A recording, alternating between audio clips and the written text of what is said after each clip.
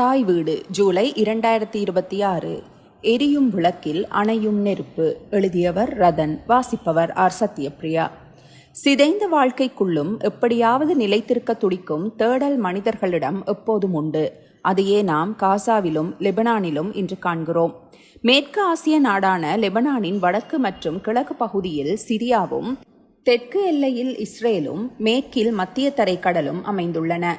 ஈழத்தைப் போலவே லெபனானும் நெடுங்காலமாக போர் மேகங்கள் சூழ்ந்த நாடாகும். இங்கு அரபு மொழி பேசுவோர் பெரும்பான்மையாக வாழ்ந்த போதிலும் குறிப்பிடத்தக்க அளவில் கிறிஸ்தவ சமூகத்தினரும் வாழ்கின்றனர். இதன் காரணமாகவே 1970களின் நடுப்பகுதியிலிருந்து முஸ்லிம்களுக்கும் கிறிஸ்தவர்களுக்கும் இடையே அங்கு உள்நாட்டு போர் வெடித்தது. மேலும் லெபனான் மீது சிரிய இஸ்ரேலிய படைகளின் ஆக்கிரமிப்பு தாக்குதல்கள் அரங்கேறின. பலஸ்தீன விடுதலை இயக்க போராளிகளும் அகதிகளும் தஞ்சம் புகுந்த இடமாக மாறிய லெபனான் மேற்கத்திய நாடுகளின் ஆயுத பரிசோதனை களமாகவும் இருந்து வருகிறது. லெபனானின் அரசியல் குழப்ப நிலையையும் போர்ச்சூழலையும் அவதிப்படும் மக்களையும் பல திரைப்படங்கள் பதிவு செய்துள்ளன. அவற்றில் முக்கிய படங்களை பற்றிய பதிவே இது. லெபனானை பற்றி பல படங்கள் வெளிவந்துள்ளன. பல படங்கள் லெபனானிய தயாரிப்புகள். லெபனானிய தயாரிப்புகளில் இரு வகை உண்டு. ஒன்று பெரும்பான்மை சமூகமான முஸ்லிம் சமூகத்தினரின் படைப்புகள், இரண்டாவது சிறுபான்மை சமூகமான கிறிஸ்தவர்களின் படைப்புகள். இவற்றையும் விட மூன்றாவது வகை ஒன்றும் உண்டு. அது நடுநிலை படைப்புகள். இவை லெபனானிய சமூகத்தின் உள்நாட்டு பிரச்சினைகள், பொருளாதார தேக்க நிலை, மேற்கத்திய நாடுகளின் ஊடுருவல் போன்ற விடயங்களை சீர்தூக்கி பார்க்கின்றன. குழப்பமான சூழலில் உள்ள லெபனானிய மண்ணின் அடிப்படை பிரச்சினைகளை கரிசனையுடன் இவை நோக்குகின்றன. இவ்வகையான படைப்புகள் சர்வதேச அரங்கில் பெரும் வரவேற்பு பெறுவதில்லை. சர்வதேசத்திற்கு லெபனான் மீது ஒரு கருத்து உண்டு. அதுவே இன்று மத்திய கிழக்கிலும் நடைபெறுகின்றது. பல ஆசிய ஆபிரிக்க நாடுகளிலும் நடைபெறுகின்றது. அதையொட்டிய படங்களையே சர்வதேச அரங்கம் ஆதரிக்கின்றது. லெபனானில் மேற்கத்திய நாடுகளின் ஈடுபாடும் இருப்பதனால் பல படங்கள் ஹாலிவுட் தயாரிப்புகளாக அல்லது மேற்கு நாடுகளின் தயாரிப்புகளாக உள்ளன. உதாரணத்திற்கு பெய்ரூட் திரைப்படம் அமெரிக்காவின் மிகப்பெரிய ஊடக நிறுவனரான டெட் ஃபீல்டின் தயாரிப்பு நிறுவனமான ரேடார் பிக்சர்ஸ் மற்றும் ஷிவ்ஹான்ஸ் நிறுவனங்களால் இணைந்து தயாரிக்கப்பட்டது. பாலிவுட் இயக்குனர் பிராட் ஆண்டர்சன் இப்படத்தை இயக்கியிருந்தார். இப்படம் பலஸ்தீன விடுதலை இயக்க போராளிகள் லெபனானில் தங்கியிருப்பது குறித்து விமர்சிக்கின்றது. முஸ்லிம் போராளி ஒருவரை பலஸ்தீன விடுதலை இயக்கம் கடத்தியதாக படத்தில் காட்டப்படுகின்றது. அமெரிக்க அதிகாரி ஒருவரின் லெபனானிய மனைவியை முஸ்லிம் தீவிரவாதிகள் சுட்டுக் கொள்கின்றனர். இக்காட்சிகள் லெபனானின் முஸ்லிம் தீவிரவாதிகளையும் பலஸ்தீன விடுதலை இயக்க போராளிகளையும் குறிவைத்து விமர்சிக்கின்றது. இப்படம் சர்வதேச அரங்குகளில் பெரும் வரவேற்பை பெற்றது. மேற்கத்திய ஊடகங்கள், விமர்சகர்கள் பெரும் ஆதரவு வழங்கினர். பெய்ரூட் படம் பற்றிய லெபனானிய ஊடக விமர்சனம் கீழே உள்ளது. So you made a movie about Beirut but shoot it in Morocco. Have no Lebanese caste represented. Make us look barbaric and have the white men and Israel look like heroes. And releasing this on April 13th, the day the civil war started. நீங்கள் பெய்ரூட்டை பற்றி ஒரு திரைப்படத்தை உருவாக்கினீர்கள். ஆனால் அதை மொரோக்கோவில் படம் பிடித்தீர்கள். Lebanon நடிகர்கள் யாரும் பிரதிநிதித்துவம் செய்யவில்லை. எங்களை காட்டு மிராண்டிகளாக சித்தரித்துள்ளீர்கள். வெள்ளை நிறத்தவர்களையும் இஸ்ரேலியர்களையும் ஈரோக்களாக காட்டியுள்ளீர்கள். உள்நாட்டு போர் தொடங்கிய ஏப்ரல் 13 திரையிட உள்ளீர்கள். 1980களில் லெபனானில் அமெரிக்கா இராணுவ தலையீட்டை தொடர்ந்து ஹாலிவுட்டும் அங்கே நுழைந்தது. டெல்டா போஸ்ட் 1 லெபனானில் உள்ள முஸ்லிம் தீவிரவாதிகளை குறிவைத்து எடுக்கப்பட்ட படம். டெல்டா போஸ்ட் 3 மத்திய கிழக்கு முஸ்லிம் தீவிரவாதிகளை பயங்கரமானவர்களாக காட்டுகின்றது. Operation delta post 5 random fire தொலைக்காட்சி படங்களாக உருவாக்கப்பட்டவை. இவை அனைத்தும் மத்திய கிழக்கு தீவிரவாதிகளையும் லத்தீன் அமெரிக்க தீவிரவாதிகளையும் பயங்கரவாதிகளாக காட்டுவதிலேயே முனைந்தன. மெனாஹெம் கோலன் இஸ்ரேலிய விமானப்படையில் விமானியாக கடமையாற்றியவர். இவரது தயாரிப்பு நிறுவனம் த கெனான் குரூப் டெல்டா போஸ்ட் உட்பட பல மத்திய கிழக்கு தீவிரவாதிகளுக்கு எதிரான படங்களை தயாரித்தது. இஸ்ரேலிய இயக்குநர்கள் லெபனான் பற்றிய பல படங்களை இயக்கியுள்ளனர். லெபனானை பற்றி மட்டுமல்ல, மத்திய கிழக்கை பற்றிய பல படங்களை இயக்கியுள்ளனர். இவை அனைத்தும் இஸ்ரேலின் இருப்பினையும் அமெரிக்காவின் ஏகாதிபத்தியத்தையும் உறுதிப்படுத்தும் படங்கள். மத்திய கிழக்கு முஸ்லிம் தீவிரவாதிகளை பயங்கரவாதிகளாக சித்தரிக்கப்படுபவை, அதுவும் மிக மோசமான அராஜகவாதிகளாக சித்தரிப்பவை. தீவிரவாதிகளின் உடல் மொழியினாலும் குரலினாலும் மேலும் மோசமானவர்களாக பிரதிபலிக்கப்படுவார்கள். குறிப்பாக 3 இஸ்ரேலிய இயக்குநர்களின் படங்கள் முக்கியமானவை. 1982ஆம் ஆண்டு ஜூன் 6ஆம் நாள் முதல் நாள் யுத்தத்தின் போது நடைபெற்ற சம்பவங்களிலிருந்து நகர்ந்து செல்லும் படம் லெபனான். சர்வதேசிய விருதுகள் பலவற்றை இப்படம் பெற்றது. 2009ஆம் ஆண்டு சத்யஜித் ரே விருதையும் இப்படம் பெற்றிருந்தது. இயக்கம் சமுவல் மவோஸ். இயக்குனர் அரி ஃபால்மனின் இயக்கம். 2008ஆல் வெளியான படம் வால்ஸ் வித் பஷீர். 1982 புரட்டாதி 16 முதல் 18 நடைபெற்ற சப்ரா அண்ட் ஷட்டீலா படுகொலைகளை மையமாக கொண்டது. இது இஸ்ரேலின் மன்னிக்க முடியாத ஒரு சர்வதேச குற்றச்செயல். சுமார் 3500 பேரளவில் கொல்லப்பட்டனர். இஸ்ரேலின் குற்றச்செயலை குறைக்கும் முயற்சியே இப்படம். இது ஒரு அனிமேஷன் படம். 2008ஆம் ஆண்டு கான் சர்வதேச திரைப்பட விழாவில் திரையிடப்பட்டது. இப்படம் பல சர்வதேச விருதுகளை பெற்றது. தெற்கு லெபனானில் இருந்து இஸ்ரேல் 2000ஆம் ஆண்டு வெளியேற முன்னர் நடைபெற்ற சம்பவங்களை மையமாக கொண்டது. ஜோசப் செடார் இயக்கி 2007இல் வெளியான பஃபோர் ஒரு கோட்டை தொடர்ச்சியாக இஸ்புல்லாவின் ராக்கெட் தாக்குதல்களை எதிர்நோக்கும் இஸ்ரேலிய வீரர்களின் மனோநிலையை வெளிப்படுத்துகிறது. இஸ்ரேலின் தாக்குதல்களை நியாயப்படுத்தும் அதே நேரத்தில் ஒரு தேச நலனுக்காக போரிடும் வீரர்கள் மரண பயத்துடன் வாழ்வதாக காட்டப்படுகின்றது. இம்மூன்று படங்களும் 2006 இரண்டாவது லெபனான் போரின் பின்னர் வெளியாகியிருந்தன. திட்டமிட்ட முறையில் இம்மூன்று படங்களும் பல பொது தன்மைகளை கொண்டிருந்தன. இஸ்ரேலிய இராணுவ வீரர்களை நல்லவர்களாகவும் இஸ்ரேலிய இராணுவம் ஒரு மக்கள் இராணுவமாகவும் வெளிப்படுத்தின. மிக முக்கியமாக மத்திய கிழக்கின் பொருளாதாரத்தை ஓரளவிற்கு கட்டுப்பாட்டிற்குள் வைத்திருந்த ஐரோப்பிய நிறுவனங்களின் வீழ்ச்சியையும் அதிதீவிர முஸ்லிம் முகவர்கள் மேலோங்கி வருவதாகவும் காட்டியுள்ளன. லெபனானில் உள்ள கிறிஸ்தவ தீவிரவாதிகளுக்கும் இஸ்ரேலுக்குமான நெருக்கத்தை நிராகரித்து கிறிஸ்தவ தீவிரவாதிகளை நல்லவர்களாகவும் வெளிப்படுத்தின. ஹாலிவுட்டுக்கும் இஸ்ரேலுக்கும் இடையே வெளியான படங்களும் இஸ்ரேலின் இருப்பை உறுதிப்படுத்தின. சர்க்கிள் ஆஃப் டிசீட் ஜெர்மனிய இயக்குனர் வால்கர் ஷ்லுண்டாஃபின் படம். இப்படம் ஒரு ஜெர்மனிய பத்திரிகையாளர் லெபனானில் தங்கியிருந்து ஜெர்மனிய பத்திரிகைகளுக்கு செய்திகள், கள நிலவரங்கள் பற்றி எழுதி கொண்டிருந்தார். இவர் அறமற்றவராக மாறி ஒருவரை கொலை செய்தமைக்கு வன்முறைகள் நிறைந்த லெபனான் சூழலே காரணமென இப்படம் குற்றஞ்சாட்டுகிறது. லெபனானியர்களால் உருவாக்கப்பட்ட படங்கள் தங்களது அடையாளங்களை தேடுவதாகவும் போரினால் நாடு எவ்வாறு குழைந்துள்ளது என்பதையும் லெபனான் மீதான ஆக்கிரமிப்புகள் தங்களது நாட்டை சின்னாபின்னமாக்கியுள்ளன என்பதனையும் வெளிப்படுத்துகின்றன. இப்படங்களின் இயல்பு தன்மை குறிப்பிடத்தக்கது. அவ்வகையில் உதாரணத்திற்கு 4 படங்கள் கீழே விரிவாக உள்ளன. முதலாவது படம் மனிதர்களிடையே ஒற்றுமை, அமைதி மற்றும் மன்னிப்புக்கான வேண்டுகோளாகும். இரண்டாவது படம் போரின் பின்னர் ஏற்படும் புதைக்கப்பட்ட குண்டுகளினூடாக போரினை மீளாய்வு செய்கிறது. மூன்றாவது படம் போரின் போதும் அதன் பின்னரும் உள்வாங்கப்படும் அகதிகளும் அவர்களை லெபனான் சமூகம் எவ்வாறு எதிர்கொள்கின்றது என்பதனையும் பொருளாதார பிரச்சினைகளையும் பிரதிபலிக்கின்றது. நான்காவது படம் போரின் போது ஏற்படும் சிக்கல்களை வெளிப்படுத்துகின்றது. இவற்றை தவிர போர்ச்சூழலில் உள்ள உறவு சிக்கல்களை வெளிப்படுத்தும் படங்களும் இணைக்கப்பட்டுள்ளன. அன்சண்டி பிரெஞ்சு கனடியரான டெனிஸ் வீல்னவின் இயக்கத்தில் வெளிவந்த அன்சண்டி லெபனானின் உள்நாட்டு யுத்தத்தை மையமாக கொண்டது. இப்படம் முஸ்லிம் தீவிரவாதிகளை அதிகளவு விமர்சித்த போதும் கிறிஸ்தவ தீவிரவாதிகளின் வன்முறைகளையும் பதிவாக்கியுள்ளது. நவல் மரவான் மொன்றியல் நகரில் ஒரு சட்ட அலுவலகத்தில் வேலை பார்க்கிறார். இவருக்கு 2 குழந்தைகள் உண்டு. நவல் தான் இறப்பதற்கு முன் ஒரு உயில் எழுதி வைக்கிறார். இவர் இறந்த பின்னர் உயில் விவரங்களை வழக்கறிஞர் 2 குழந்தைகளிடம் கையளிக்கிறார். உயில் 2 கடிதங்களை கொண்டது. கடிதத்துடன் ஒரு குறிப்பு உள்ளது. ஒரு கடிதத்தை உங்களது தந்தையிடம் கொடுக்கவும், 2வது கடிதத்தை உங்கள் அண்ணனிடம் கொடுக்கவும் என எழுதப்பட்டுள்ளது. இரட்டையர்கள் யன் மற்றும் சிமோன். யன் தனது தாயின் பிறப்பிடத்தை தேடி பயணிக்கிறார். சிமோன் மொன்றியலிலேயே தங்கிவிடுகிறார். யன் லெபனானில் தனது தாயினை பற்றி அறிய முற்படுகிறார். தாய் நவல் ஒரு கிறிஸ்தவ குடும்பத்தில் பிறந்தவர். ஒரு முஸ்லிமினை காதலிக்கும் பொழுது கருவுற்றிருக்கிறார். அந்த முஸ்லிம் சுட்டுக் கொல்லப்படுகிறார். நவலுக்கு குழந்தை பிறக்கிறது, ஓர் ஆண் குழந்தை. நவலின் பாட்டி குழந்தையின் காலில் ஓர் அடையாளமிடுகிறார். பின்னர் குழந்தையை ஒரு காப்பகத்தில் விட்டுவிடுகிறார். நவல் பின்னர் சிறிது காலம் ஓர் ஊடகவியலாளராக கடமையாற்றுகிறார். ஒரு பேருந்தில் பயணிக்கும் பொழுது தனது மத அடையாளங்களை மறைத்து வைத்திருக்கிறார்.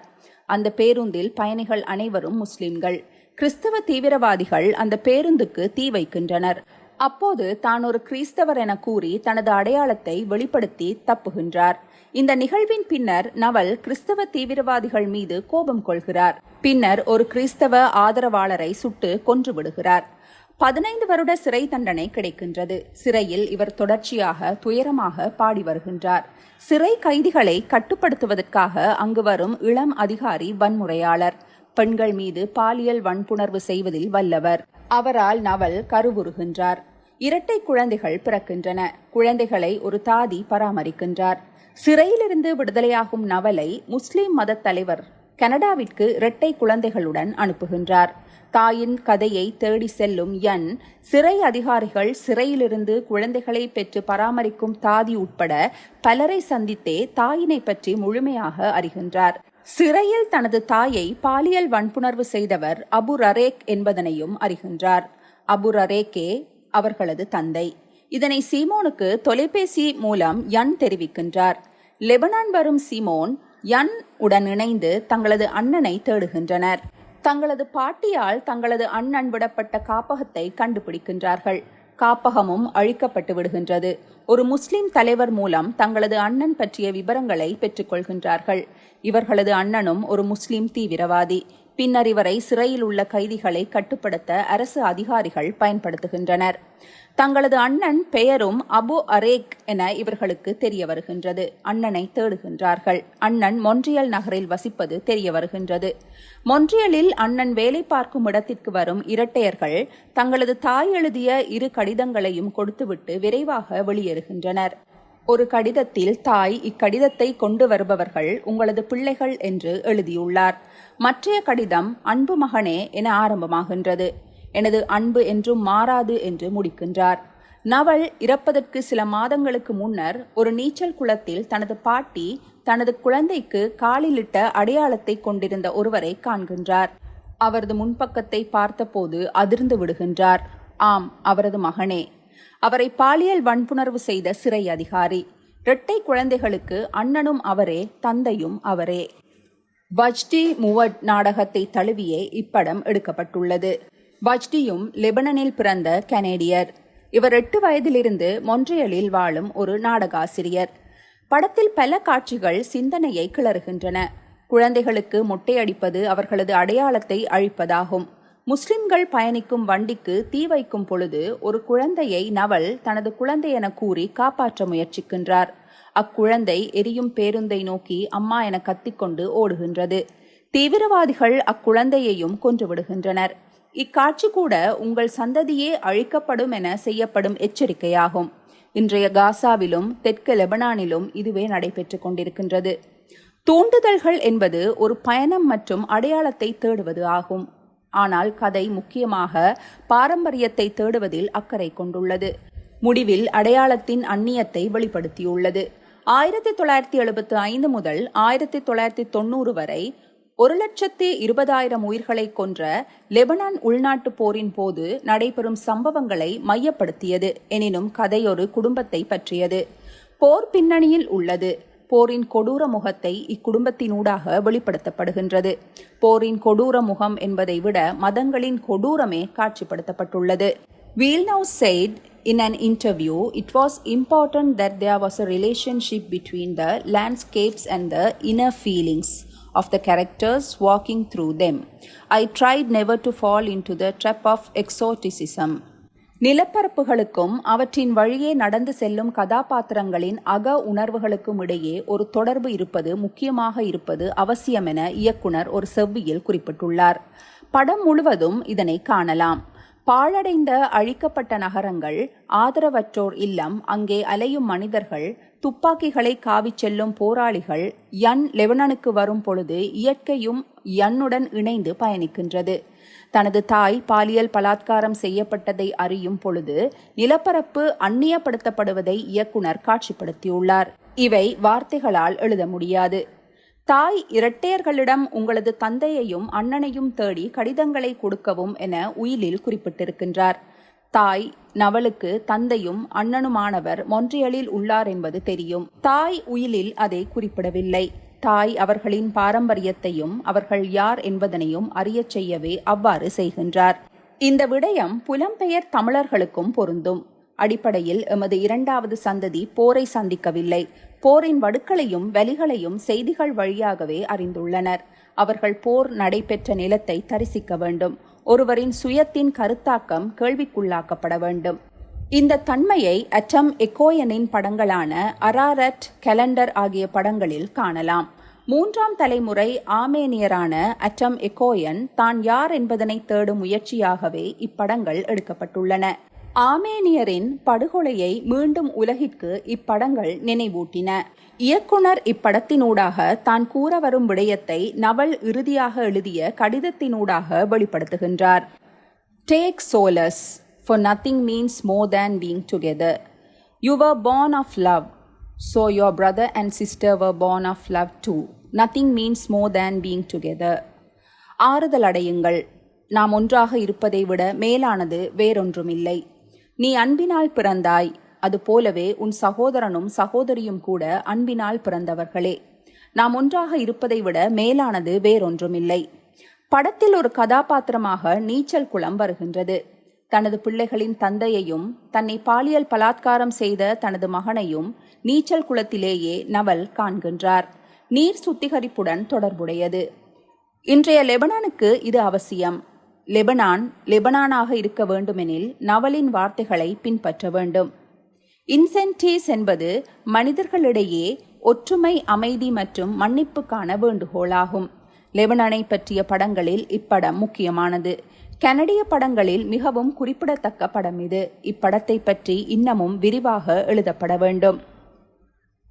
Yesterday went with the yesterday. ஈழப்போர் முடிவுக்கு வந்த பின்னர் போரினால் புலம்பெயர்ந்து வெளிநாடுகளில் வாழ்ந்து கொண்டிருக்கும் பலர் மீண்டும் தங்களது மண்ணிற்கு சென்று அவர்கள் வாழ்ந்த பாதிக்கப்பட்ட பகுதிகளை பார்வையிட்டு தங்களது நினைவுகளை மீட்டுக் கொண்டார்கள். அவ்வாறு உலகின் பல்வேறு பகுதிகளில் போரினால் பாதிக்கப்பட்டு வெளியேறியவர்கள் சமாதான காலங்களில் தங்களது மண்ணிற்கு சென்று தாங்கள் வாழ்ந்த நிலத்தை தரிசிப்பது வழமையாக உள்ளது. அவ்வாறு லெபனானுக்கு 35 வருடங்களுக்கு பின்னர் திரும்பிய ஹமீட் என்பவரது வாழ்க்கை நினைவுகளே எஸ்டர்டே வெண்ட் வித் எஸ்டர்டே என்ற படம். லெபனான் இன்றும் போருடன் வாழ்ந்து கொண்டிருக்கும் நாடு. அருகே இஸ்ரேல், பலஸ்தீனம், சிரியா ஆகிய நாடுகளை எல்லையாக கொண்டது. பலஸ்தீன தீவிரவாதிகள் லெபனானிலிருந்து தாக்குதல் நடத்தினால் இஸ்ரேல் மீண்டும் லெபனானை தாக்கும். லெபனான் கிறிஸ்தவர்களுக்கும் முஸ்லிம்களுக்கும் இடையில் ஒற்றுமையின்மை போன்ற பல்வேறு பிரச்சனைகளை இன்றும் முகம் கொடுத்து வருகின்றது.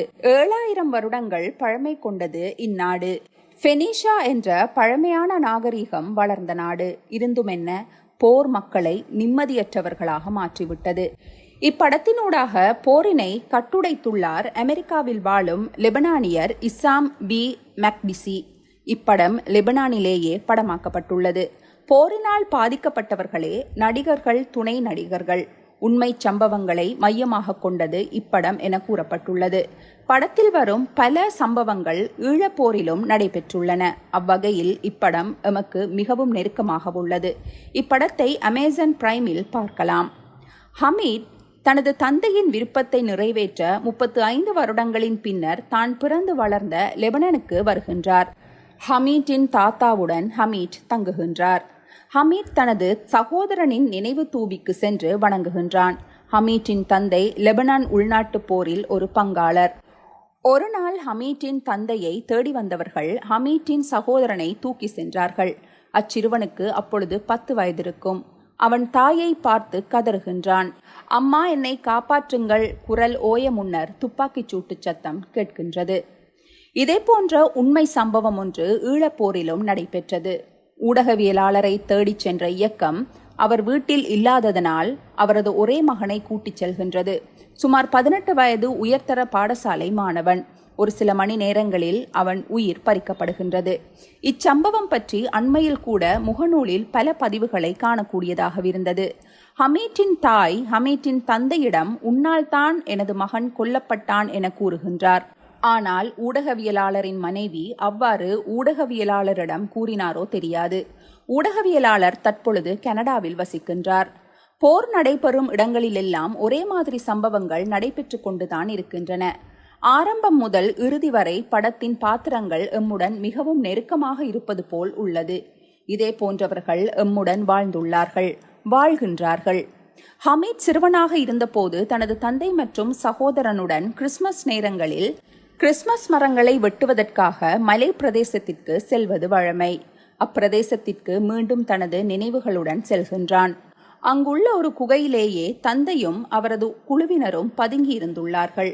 தனது பழைய நினைவுகளை அந்த மலை பிரதேசத்தில் மீட்டிக் கொண்டிருக்கும் பொழுது கண்ணி வடியில் அகப்பட்டுக் கொள்கின்றான். யாருமற்ற மலை பிரதேசம், உதவிக்கு ஒருவரும் இல்லை.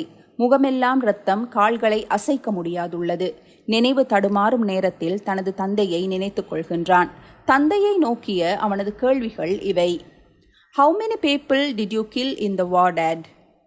Did you kill little children? Did you plant landmines? அவனது இறுதி கேள்வி மிகவும் வேதனையானது. என் மீது வெடித்த கண்ணி வடியை புதைத்ததும் நீயா? The insult. பெரும்பாலும் பொருளாதார மந்த நிலை ஏற்படும் காலத்தில் அதிகமானோர் வேலை இழக்கும் பொழுது புதிய குடிவரவாளர்கள் மீதே கோபம் செல்கின்றது. 1989 தமிழர்கள் உட்பட தெற்காசியர்கள் வேலை முடிந்து வரும் பொழுது டொரண்டோவில் கொல்லப்பட்டுள்ளார்கள். இவ்வாறான ஒரு சூழலை த இன்சல்ட் என்ற லெபனானிய படம் பதிவு செய்துள்ளது. பாலஸ்தீனிய அகதி தொழிலாளிக்கும் லெபனானிய தொழிலாளிக்கும் முரண்பாடு ஏற்பட்ட போது லெபனானியர் ரானி பாலஸ்தீனியர் ரசீரை நோக்கி கத்துகின்றார். இஸ்ரேல் அனைத்து பாலஸ்தீனியர்களையும் கொல்ல வேண்டும். யசீர் ரானியை அடித்து விடுகின்றார். இதனை அடுத்து யசீர் மீது வழக்கு தொடரப்படுகின்றது. எனினும் குற்றம் நிரூபிக்கப்படாமையால் யசீர் விடுதலை செய்யப்படுகின்றார். ரானி முன்னர் டமோர் படுகொலைகளில் பாதிக்கப்பட்டவர். இப்படுகொலைகள் தை 26, 1976 நடைபெற்றது. அந்நகரத்தை பலஸ்தீன விடுதலை இயக்கத்தின் உதவியுடன் முஸ்லிம்கள் கைப்பற்றினர். ஏற்கனவே முஸ்லிம்கள் மீதான விரோதமும் அகதிகளின் வருகைகளால் நகர குடிவாசிகளின் வேலை வாய்ப்புகள் பறிபோகின்றது என்ற தவறான கருத்தும் ரானியை ஒரு இனவாதியாக மாற்றுகின்றது. அகதிகளின் வருகை பெரும்பாலும் பொருளாதார ஏற்றத்திற்கு உதவுகின்றது.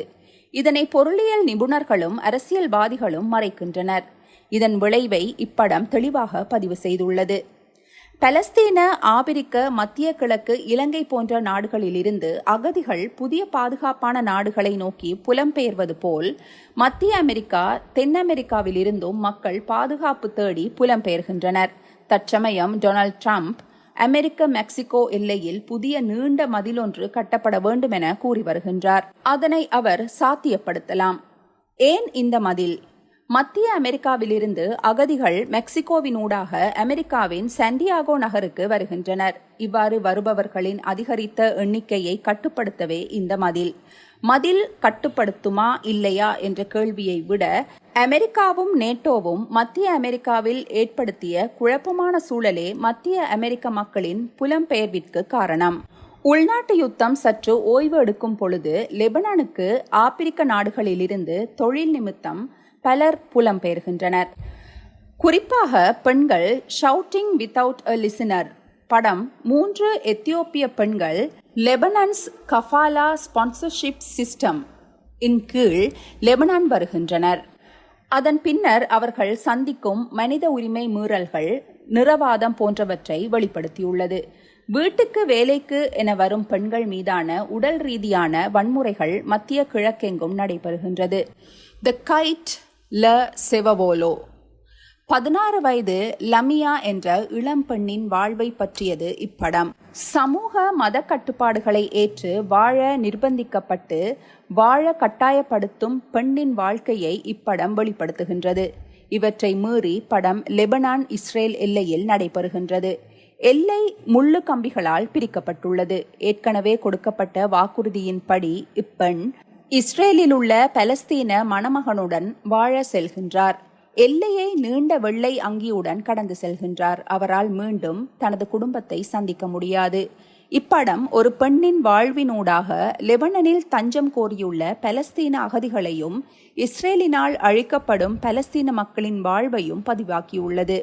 இப்படம் எடுக்கப்பட்டு 19 ஆண்டுகள் முடிந்த போதும் இன்றும் லெபனான் அப்படியே உள்ளது. நிலைமை மாறவில்லை. இன்றைய லெபனானிய மக்களின் வாழ்க்கையை குண்டுகளுக்கு கீழே என குறிப்பிடலாம். Under the palms. 2006 கோடைக்காலம் இஸ்ரேலிய துருப்புகள் லெபனான் மீது தொடர்ச்சியாக 34 நாட்கள் குண்டுகளை வீசி தள்ளின. இந்த போருக்கான ஆரம்பம் இஸ்புல்லா படைகள் என கூறப்படுகின்றது. ஜூலை 12ஆம் நாள் 2 இஸ்ரேலிய படை வீரர்களை கைப்பற்றியமையே காரணம் என இஸ்ரேல் குற்றஞ்சாட்டியுள்ளது. ஆனால் இதற்கு முன்பாக ஹமாஸ் படைகள் இஸ்ரேலிய இராணுவ அதிகாரி கிலாட் ஷலிட்டை கைப்பற்றி பல ஆயிரம் ஹமாஸ் கைதிகளை விடுதலை செய்ய கோரியது. இதன் தொடர்ச்சியே இஸ்புல்லாவின் நடவடிக்கை. விளைவு இஸ்ரேல் வழமை போல் மக்கள் வாழும் பகுதிகளை நோக்கி குண்டுமழை பொழிந்தது. இதற்கு பதிலளித்த இஸ்புல்லா படைகள் C-802 சில்க் வார்ம் மிசைல் மூலம் இஸ்ரேலிய கப்பலை மூழ்கடித்தது. இறுதியில் 1 மில்லியன் அரபு மக்கள் அகதிகளாயினர். பல ஆயிரம் அரேபியர்கள் கொலை செய்யப்பட்டனர். இந்த போர் உச்சத்தில் இருந்த ஒரு நாள் பெய்ரூத் வாடகை கார் நிலையம் பரபரப்புடன் இயங்கிக் கொண்டிருந்தது. தெற்கு லெபனனை நோக்கி குண்டு மழைகள் பொழிந்த வண்ணம் இருந்தன. பல கட்டடங்கள் வீழ்வதையும் பெரும் புகை மண்டலம் கிளம்பிக் கொண்டிருப்பதையும் காணக்கூடியதாக இருந்தது. அமெரிக்க ஈராக் போரின் போது இக்காட்சிகளை தொலைக்காட்சியில் பார்த்திருப்பீர்கள். மக்கள் திசை கட்டு ஓடிக்கொண்டிருந்தார்கள். வன்னி இறுதிப் போரை நினைவுபடுத்தும் காட்சிகள். குழந்தைகள் பெற்றோரை தேடிக்கொண்டிருந்தன. ஜெய்னா வாடகை கார் ஒன்றை தேடிக்கொண்டிருந்தார். பலர் தெற்கு லெபனானுக்கு செல்ல மறுத்துவிட்டனர். அனைவரும் டமஸ்கஸ் வரை செல்லத்தான் விரும்பினர். இறுதியாக ரானி இதற்கு உடன்படுகின்றார். சினா முதலிலேயே கராராக எவ்வளவு காசு என கேட்கின்றார். 300ற்கு உடன்படுகின்றனர். முதலில் 150, இறங்கும் பொழுது மிகுதி 150 என தீர்மானிக்கப்படுகின்றது. சினா ஒரு இளம்பெண். சுமார் 35 வயது, மதிக்கத்தக்கவர், வசீகரமானவர். வழமையான அரேபிய பெண்களைப் போலல்லாது நாகரிகமாக உள்ளார். தலையை சுற்றி துண்டு அணியவில்லை. ரானிக்கு ஆரம்பம் முதலே சினா மீது ஒரு கண். இவர்கள் மிகவும் கடினமான பாதையில் பயணிக்கின்றனர். ரானி மீண்டும் மீண்டும் கேட்ட பின்னர் சினா தான் தனது மகனையும் சகோதரியையும் தேடிச் செல்வதாக கூறுகின்றார். ரானிக்கு வாடகை கார் ஓட்டுவதை விட பகுதி நேரமாக அகதிகளுக்கு மருந்துகள் விற்பனை செய்வதும் உண்டு. ரானி சினாவை முதல் ஒரு முகாமில் விட்டுவிட்டு தனது பகுதி நேர மருந்துகள் வாங்க சென்று விடுகின்றார். சினாவும் கணவனும் அண்மையில் பிரிந்துவிட்டனர். மகன் தங்களது சண்டைகளால் பாதிக்கப்படக்கூடாது என்பதற்காக சகோதரி மகாவுடன் மகனை அனுப்பிவிட்டு துபாய் சென்று விடுகின்றார். போரின் போது தெற்கு லெபனான் மிகவும் பாதிக்கப்பட்டதை அறிந்தே இங்கு வந்துள்ளார். இவர்களது தேடும் படலம் தொடர்கின்றது. இறுதியாக ஒரு உடைந்த கட்டடத்தின் முன்னால் அங்குள்ளவர்களால் சினாவின் சகோதரி மகா குண்டுவீச்சில் இறந்தது உறுதிப்படுத்தப்படுகின்றது. மகன் கரீம் உயிருடன் இருப்பது உறுதியாகின்றது. பிரெஞ்சு ஊடகவியலாளர்கள் கூட்டி சென்றதாக கூறுகின்றனர். மகாவின் மரணம் சினாவை மிகவும் பாதிக்கின்றது. போரை நோக்கி சினா எழுப்பும் கேள்விகள் நியாயமானவை. அன்றிரவு அங்குள்ள விடுதியில் தங்குகின்றனர். இரவு மகாவை நினைத்து அழுகின்றார். மகாவின் உடலை கூட சினா காணவில்லை. சினாவின் துயரம் வார்த்தைகளால் வெடிக்கின்றது. Let them bury her themselves. They didn't ask her opinion nor mine either, even for this war. No, it is not my war. It is not yours. இவை மிகவும் முக்கியமானவை. இந்த போரை பற்றி எங்களிடம் அபிப்பிராயம் கேட்கவில்லை. இறந்தவர்களிடமும் கேட்கவில்லை. நாங்கள் போரில் யார் இறக்கப்படுபவர்கள்? எங்களது எண்ணிக்கையில் தான் உங்களது அரசியல் உள்ளது. சினாவின் மற்றொரு கேள்வி மிகவும் உக்கிரமானது. இது எனது போரல்ல, உனதுமல்ல. இந்த உனது என்பது பலரை நோக்கி வீசப்படுகின்றது. குண்டுகளை வீசும் இராணுவ வீரர்களுக்கும் இது பொருந்தும். போரை காவி செல்பவர்கள் இந்த இறந்தவர்கள், இராணுவ வீரர்கள், காயமடைந்தோர், அகதிகள். போரை நடத்துவோர் பெரும் அறைக்குள் குண்டு சட்டிக்குள் குதிரையோட்டுபவர்கள். இறுதியாக கேட்கின்றார், do we have the right to live? நாங்கள் உயிர் வாழ்வதற்கு உரிமை உண்டா? இது உலகெங்கும் போரால் பாதிக்கப்படும் மக்களின் குரலாக வெளிப்படுகின்றது. அண்மையில் வன்னி மக்களின் அவல குரலாக எதிரொலிக்கின்றது. சினா ஒரு அறைக்குள் அழுது கொண்டிருக்கும் பொழுது மற்ற அறையில் ரொனி விடுதி வரவேற்பாளருடன் உறவு கொண்டிருக்கின்றார். இதுதான் மனித இயல்பா? சினாவின் பெரும் அலறும் சத்தத்தை கேட்டு ரொனி மற்ற அறைக்குள் உறவை இடையில் விட்டுவிட்டு ஓடி செல்கின்றார். மறுநாள் இவர்களது பயணம் தொடர்கின்றது. இப்பொழுது சினா வழமையான அரேபிய பெண்களைப் போல் முழு நீள உடையணிந்து முக்காடிட்டு காணப்படுகின்றார். வண்டிக்கு பெட்ரோல் அடிக்க ஒரு பெட்ரோல் நிலையத்திற்கு செல்கின்றனர். இது குண்டுவீச்சால் முற்றாக சேதமடைந்துள்ளது.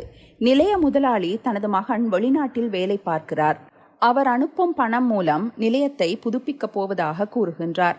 சினாவின் பெருமூச்சில் இயக்குனரின் தொனி வெளிப்படுகின்றது. உடைந்த கட்டடத்தை புதுப்பிக்கலாம், அழிந்த நகரத்தை உருவாக்கலாம், வீடுகளை கட்டலாம், இறந்த உயிர்களை புதுப்பிக்கலாமா? சினாவின் சகோதரி மகா திரும்ப கிடைப்பாரா? பல முகாம்கள் ஏறி இறங்கி ஒருவாறு சினாவின் மகன் கரீம் இருக்கும் இடத்தை கண்டுபிடித்து விடுகின்றனர். மற்றொரு நகரத்தில் உள்ள கிறிஸ்தவ விடுதியில் கரீம் உள்ளார். கரீமுடன் சினா கைத்தொலைபேசி மூலம் கதைக்கின்றார். கரீம் எதுவுமே கூறவில்லை. அந்த நகரத்தை நோக்கி செல்லும் போது இருண்டு விடுகின்றது. ரொனியின் நண்பர் ஒருவரின் வீட்டில் தங்குகின்றனர். அந்த நண்பர் இஸ்ரேலில் சென்று வேலை செய்ய விரும்புகின்றார். அவருடன் ரொனி சண்டை பிடிக்கின்றார். எதிரியின் வீட்டில் சென்று வேலை செய்வதா? அங்குள்ள மற்றொரு நண்பர், நாங்கள் கிறிஸ்தவர்கள், எங்களையும் இஸ்ரேலியர் அரேபியராகத்தான் கருதுகின்றார்கள் என கவலைப்படுகின்றார். சினா இரவே அங்கு சென்றுவிட வேண்டும் என பிடிவாதம் பிடிக்கின்றார். ரொனியின் நண்பர்கள், அது மிகவும் கடுமையான பாதை, இஸ்ரேலியரின் ரோந்து அதிகம், வாகனத்தை கண்டாலே சுட்டு விடுவார்கள் என கூறி தடுக்கின்றனர். அரை மனதுடன் சினா உடன்படுகின்றார். அங்கு சினா ரொனியுடன் நெருக்கத்தை ஏற்படுத்த முயற்சிக்கும் பொழுது ரொனி இப்பொழுதே அங்கு செல்வோம் என கூறி செல்கின்றார். கடுமையான பாதை, ஆளரவமற்றது, வாகனங்கள் எதுவுமே இல்லை. சிறிது தூரத்தின் பின்னர் ரொனி வாகனத்தின் முன்பக்க விளக்குகளை அணைத்துவிட்டு வாகனத்தை ஓட்டுகிறார். வாகனம் இடையில் நின்று விடுகின்றது. வாகனத்தை அப்படியே விட்டுவிட்டு நடந்து பல மைல்களை கடக்கின்றனர். காலையில் கரீம் தங்கியுள்ள விடுதியை சென்றடைகின்றனர். கரீமின் தங்கியுள்ள அறைக்குள் சினா செல்கின்றார். அங்கு கரீமின் ஜக்கெட்டை அணிந்து கொண்டு ஒரு சிறுவன் காணப்படுகின்றான். கரீம் எங்கே? சுனாவின் கேள்விக்கு, என்னிடம் ஜக்கெட்டை தந்துவிட்டு குண்டுகளுக்குள் இறந்து விட்டான். படத்தின் இயக்குனர் பிலிப்பே ரக்டாஞ்சி லெபனனைச் சேர்ந்தவர். கதையை மட்டும் மனதில் கொண்டு போர் முடிந்து 10 நாட்களுக்குள் தெற்கு லெபனனில் படத்தை எடுத்துள்ளார். போரின் புழுதி படம் முழுவதும் காணப்படுகின்றது. பாதிக்கப்பட்டவர்கள் சாட்சிகளாக இருக்க வேண்டும் என்பதற்காகவே போர் முடிந்து சில காலங்களில் படமாக்கினேன் என இயக்குனர் பேட்டியொன்றில் தெரிவித்துள்ளார். மேற்கத்தியர்களுக்கு போர் ஒரு கோப்பை தேநீர், எங்களுக்கு போர்தான் வாழ்க்கை. இதனை எனது படத்தில் நிறுவியுள்ளேன் என அவர் மேலும் தெரிவித்தார். வழமை போல் இல்லாமல் முதலில் காட்சிகள் எடுக்கப்பட்டு பின்னர் திரைக்கதை மெருகூட்டப்பட்டு பின்னர் மிகுதி காட்சிகள் படமாக்கப்பட்டுள்ளன. படத்தில் வரும் பல காட்சிகள் பாதிக்கப்பட்ட மக்கள் நிஜமாக கூறியவை. பாதிக்கப்பட்ட மக்களின் துக்கங்களை கேமரா காவி செல்கின்றது. படத்தில் இறந்த உடல்கள் காட்டப்படவில்லை. அவர்கள் அங்குள்ள உடைந்த கட்டடங்களின் சிதைவுகளின் கீழ், கால்வாயினுள் சாய்ந்த மரங்களின் கீழ் உள்ளனர். அந்த எதிரொலி படம் முழுவதும் உள்ளது. வழமையான போர்ப்படங்கள் ஒன்றில் அரசு சார்பாக இருக்கும், இல்லையேல் தீவிரவாதிகள் பக்கமாக இருக்கும். முதலாக ஒரு படம் மக்கள் சார்பாக எடுக்கப்பட்டுள்ளது. படத்தின் முக்கிய பாத்திரங்கள் இருவரும் போரை எதிர்த்தாலும் தங்களது தேசிய நலனின் மீது அக்கறை கொண்டவர்கள். ரொனி தங்களது முதல் எதிரி இஸ்ரேல் என்பதை தெளிவாக உணர்ந்துள்ளார். உடைக்கப்பட்ட துண்டுகளை ஒன்றிணைக்க முற்படாமல் உடைவுகளாகவே படமாக்கியுள்ளார்கள். சிதைவுகளில் இருந்து சிற்பத்தை செதுக்குவது போல் காட்சிகளின் சுதந்திரத்தை சிதறடிக்காமல் திரைப்படத்தை தொகுத்தளித்துள்ளார். படத்தின் ஆக்ஷன் இமேஜ் இக்காட்சிகள்தான். கமாஸின் சிறையில் உள்ள இஸ்ரேல் ராணுவ வீரர் கிலாட் ஷலிட்டின் தந்தை நோம் காசா மக்களை நோக்கி பத்திரிகையாளர்கள் ஊடாக தெரிவித்த செய்தி, உங்களின் விரும்பிகள் கொல்லப்பட்டுள்ளார்கள், பெண்கள், சிறுவர்கள், அப்பாவிகள். ஒரு பெற்றோராக பல்லாயிரம் பெற்றோரிடம் கேட்கின்றேன், எனது குடும்பத்தின் துயரத்தை விளங்கிக் கொள்ளுங்கள்.